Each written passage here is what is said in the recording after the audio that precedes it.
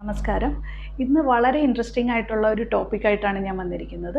എന്തുകൊണ്ടാണ് ഇന്ത്യക്കാരുടെ ഇടയിൽ അമിതവണ്ണം അല്ലെങ്കിൽ കുടവയർ കാണുന്നത്? Why Indians have pot bellies? ഇതിൻ്റെ കാരണം മറ്റൊന്നുമല്ല, നമ്മുടെ അമിതമായ കാർബോഹൈഡ്രേറ്റിൻ്റെ ഇൻടേക്ക് തന്നെയാണ്. കാർബോഹൈഡ്രേറ്റ്സ് എന്ന് പറയുമ്പോൾ നമ്മളുടെ ഒരു സൗത്ത് ഇന്ത്യൻ താലി എന്ന് പറയുന്നത് ഒരു 80% അതിനകത്ത് റൈസാണ്. അത് വളരെ 20% മാത്രമേ അതിനകത്ത് കറികളും പച്ചക്കറികളും അല്ലെങ്കിൽ മത്സ്യമാംസങ്ങളും വരുന്നുള്ളൂ. ഇനി രാവിലത്തെ ബ്രേക്ക്ഫാസ്റ്റ് ആവട്ടെ, പുട്ട്, ഇഡ്ഡലി, ദോശ ഇങ്ങനെയുള്ള ഐറ്റംസ് ആയിരിക്കും. രാത്രി ഒന്നില്ലെങ്കിൽ ആ വ്യക്തി കഞ്ഞിയായിരിക്കും കുടിക്കുക, അല്ലെങ്കിൽ ചപ്പാത്തി ആയിരിക്കും. അപ്പം ഇതിന് ഈ 3 സമയത്തും എവിടെയാണ് പ്രോട്ടീനും ഫാറ്റും കൂടുതലായി 80% യൂസ് ചെയ്തിട്ട് കാർബോഹൈഡ്രേറ്റ്സ് 20% കുറയ്ക്കുന്നത്? എവിടെയുമില്ല. ഈ 3 സമയങ്ങളിലും 80% കാർബോഹൈഡ്രേറ്റ്സും 10% പ്രോട്ടീനും, അല്ലെങ്കിൽ 10-15% പ്രോട്ടീനും ഒരു 5% ഫാറ്റായിട്ട് നമ്മൾ കഴിക്കുന്നത്. അപ്പോൾ ഇത് തന്നെയാണ് ഇതിൻ്റെ പ്രധാന കാരണം. അതേസമയം നമ്മൾ വെസ്റ്റേൺ രാജ്യങ്ങളിലേക്ക് പോവുകയാണെങ്കിൽ അവിടെ അവർ കൂടുതലും പ്രോട്ടീനിനും ഫാറ്റിനും ഇമ്പോർട്ടൻസ് കൊടുത്തിട്ടാണ് കാർബോഹൈഡ്രേറ്റ്സിന് സ്ഥാനമുള്ളൂ. അപ്പോൾ ഇതുകൊണ്ട് തന്നെ അവരുടെ ഇടയിൽ നമ്മൾക്ക് അത്ര അധികമായിട്ട് നമ്മൾക്ക് ഫാറ്റ് ബെല്ലി കാണാൻ സാധിക്കാറില്ല. അപ്പോൾ ഈ ഇന്ത്യക്കാരിൽ നോർത്ത് ഇന്ത്യൻസ് ആയിക്കോട്ടെ, അവർ കൂടുതൽ ചപ്പാത്തി ആയിരിക്കും കഴിക്കണം. പരിപ്പ് കഴിക്കുമെങ്കിലും ചപ്പാത്തി മെയിനായിട്ട് കഴിച്ചിട്ട് ഒരു പരിപ്പ് ഒരു സൈഡ് കറിയായിട്ടായിരിക്കും ഉപയോഗിക്കുക. അപ്പോൾ ഇങ്ങനെയുള്ള ഈ ഒരു ഭക്ഷണക്രമത്തിൻ്റെ കാരണം കൊണ്ട് തന്നെ, കാർബോഹൈഡ്രേറ്റ്സിൻ്റെ അമിതമായ ഉപയോഗം കൊണ്ട് തന്നെ എന്ത് വരുന്നു? ഡയബറ്റിസ്. അതുപോലെ തന്നെ ഡയബറ്റിസ് വീണ്ടും ഹൃദയാഘാതങ്ങളിലേക്കും ഒക്കെ വഴിതിരിക്കുന്നു. അപ്പോൾ ഈ കാർബോഹൈഡ്രേറ്റ്സിൻ്റെ അമിതമായ ഉപയോഗമാണ് ആദ്യ കാരണം. ഇനി രണ്ടാമത്തെ ഘടകം എന്ന് പറയുന്നത്, നിങ്ങളുടെ അമിത വണ്ണം കാണുന്ന ആ മധ്യഭാഗത്ത് അത് എന്ത് ടൈപ്പ് ഓഫ് ഫാറ്റാണ്? 2 രീതിയിലുള്ള ഫാറ്റ് ഉണ്ട്. ഒന്ന് വിസറൽ ഫാറ്റ് ഉണ്ട്, ഒന്ന് സബ്ക്യൂട്ടേനിയസ് ഫാറ്റ് ഉണ്ട്. വിസറൽ ഫാറ്റ് എന്ന് പറയുന്നത് ആ പർട്ടിക്കുലർ ഓർഗന് ചുറ്റും പറ്റിപ്പിടിച്ചിരിക്കുന്ന ആ ഫാറ്റ്, അത് കുറച്ച് ആവശ്യമാണ്. അത് അമിതമായി കഴിഞ്ഞാൽ, ആ വിസറൽ ഫാറ്റ് കൂടിക്കഴിഞ്ഞാലും അത് നിങ്ങൾക്ക് പുറത്തേക്ക് പ്രൊജക്റ്റ് ചെയ്ത് അതൊരു പോട്ട് ബെല്ലി അല്ലെങ്കിൽ ഒരു കുടവയറായിട്ട് നിങ്ങൾക്ക് കാണാൻ സാധിക്കും. ഇനി സബ്ക്യൂട്ടേനിയസ് ഫാറ്റ് എന്ന് പറയുന്നത് സ്കിന്നിൻ്റെ തൊട്ട് ചേർന്ന് ലെയറായിട്ട് അടിഞ്ഞു കിടക്കുന്ന ഫാറ്റിനെയാണ് സബ്ക്യൂട്ടേനിയസ് ഫാറ്റ് എന്ന് പറയുന്നത്. അപ്പോൾ ഈ 2 രീതിയിലുള്ള ഫാറ്റിനെ എങ്ങനെ നമുക്ക് നീക്കം ചെയ്യാൻ സാധിക്കും? ഡയറ്റിലൂടെയും എക്സസൈസിലൂടെയും മാത്രമാണ് ഇതിനെ മാറ്റം ചെയ്യാൻ പറ്റുള്ളൂ. നല്ല ഫാറ്റ് കഴിച്ചാണ് ചീത്ത ഫാറ്റിനെ നിങ്ങൾക്ക് കളയാൻ സാധിക്കുകയുള്ളൂ. ഫോർ എക്സാമ്പിൾ, നിങ്ങൾ പുറത്തു പോകുമ്പോൾ ഒരു ബർഗറോ അല്ലെങ്കിൽ പിസ്സയോ കഴിക്കാൻ നിങ്ങൾക്ക് യാതൊരു മടിയും കാണിക്കാറില്ല. അതേസമയം നിങ്ങളുടെ വീട്ടിൽ നിങ്ങളുടെ അമ്മ നിങ്ങൾക്ക് കുറച്ച് നെയ്യ് തരട്ടെ മോനെ, അല്ലെങ്കിൽ ഒരു വെണ്ണ തരട്ടെ എന്ന് ചോദിക്കുമ്പോഴായിരിക്കും നിങ്ങൾ പറയും, ഇല്ല അതിനകത്ത് കൊളസ്ട്രോളാണ്, അപ്പോൾ അതുകൊണ്ട് ഞാൻ കഴിക്കുന്നത്. പക്ഷേ ഈ വെണ്ണയും ഈ നാച്ചുറൽ ആയിട്ടുള്ള ഫോംസ് ഓഫ് ഫാറ്റാണ് നിങ്ങളുടെ ശരീരത്തിന് വളരെ വളരെ ആവശ്യമാണ് എന്ന് മനുഷ്യൻ മറക്കുന്നു.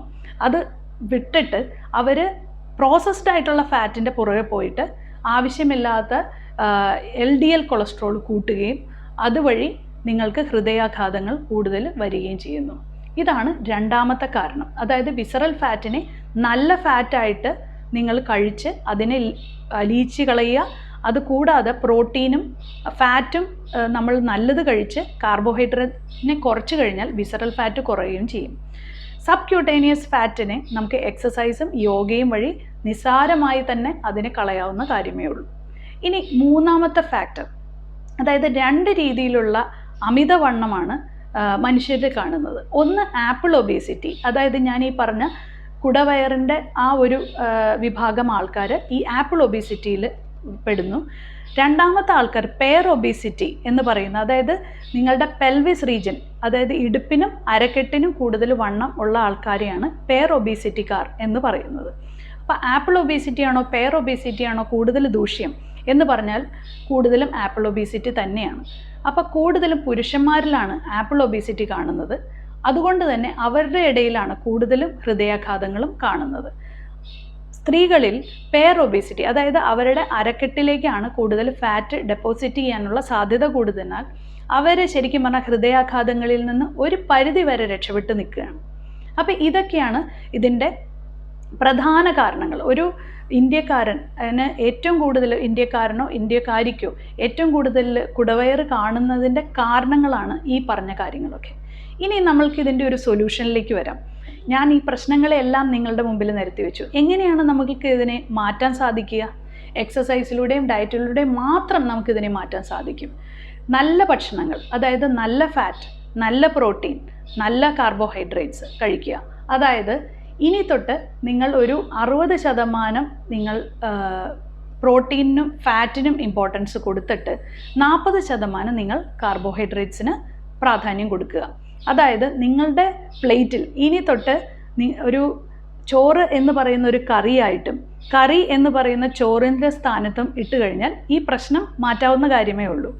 രാത്രി നിങ്ങൾ കഴിക്കുന്ന കഞ്ഞിക്കോ അല്ലെങ്കിൽ നിങ്ങൾ കഴിക്കുന്ന ചപ്പാത്തിക്കോ പകരം നിങ്ങൾ വെജിറ്റബിൾ സാലഡോ അല്ലെങ്കിൽ ഓട്സോ അങ്ങനെയുള്ള കാര്യങ്ങളായിട്ട് അതിനെ മാറ്റാൻ ശ്രമിക്കുക.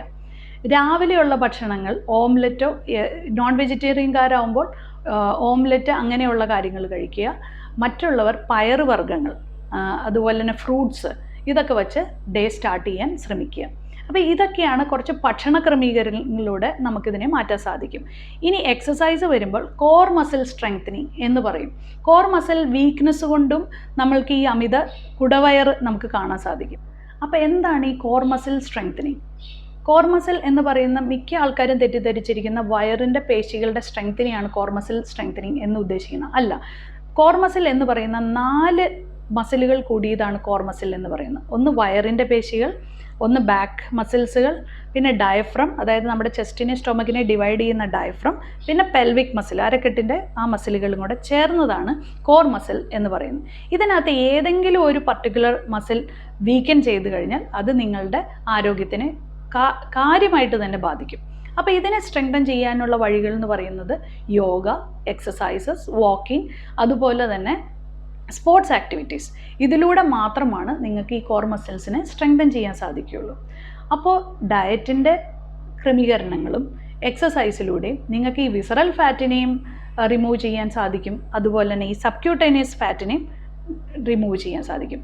അപ്പോൾ ഈ 2 ഫാറ്റും റിമൂവ് ചെയ്യുമ്പോൾ നിങ്ങൾക്ക് വളരെ ഈസി ആയിട്ട് തന്നെ നിങ്ങളുടെ ഷേപ്പ് തിരിച്ചു കിട്ടുകയും, ഇപ്പോൾ നിങ്ങൾക്ക് മനസ്സിലായി കാണും ഒരു കാർബോഹൈഡ്രേറ്റ്സിൻ്റെ അളവ് കുറച്ചാൽ ഇത്ര ഈസിയാണ് നിങ്ങളുടെ ഈ കുടവയർ കുറയ്ക്കാൻ എന്ന്. അതുകൂടാതെ തന്നെ ഒന്ന് ജസ്റ്റ് ഒന്ന് ക്രമീകരിച്ച് കഴിഞ്ഞാൽ തന്നെ പ്രശ്നങ്ങളൊക്കെ ഒരുവിധം സോൾവ് ആവും. അതുകൂടാതെ നിങ്ങളുടെ ലൈഫിലേക്ക് കുറച്ച് എക്സസൈസും കൂടെ കൂട്ടി യോജിപ്പിച്ചാൽ നിങ്ങളുടെ ഈ സ്കിന്നിൻ്റെ താഴെയുള്ള ഈ പറ്റിപ്പിടിച്ചിരിക്കുന്ന ഈ ഫാറ്റിനെയും നിങ്ങൾക്ക് സുഖമായിട്ട് അലിയിച്ച് നല്ലൊരു ബോഡി ഷേപ്പ് മെയിൻറ്റെയിൻ ചെയ്യാൻ സാധിക്കും. അപ്പോൾ ഈ ഒരു ടിപ്പ് നിങ്ങൾ വളരെ കാര്യമായിട്ട് എടുത്ത് നിങ്ങളുടെ ജീവിതത്തിൽ ഭക്ഷണ ക്രമീകരണങ്ങളും അതുപോലെ തന്നെ യോഗയും എക്സസൈസും എല്ലാം പാർട്ടാക്കുക.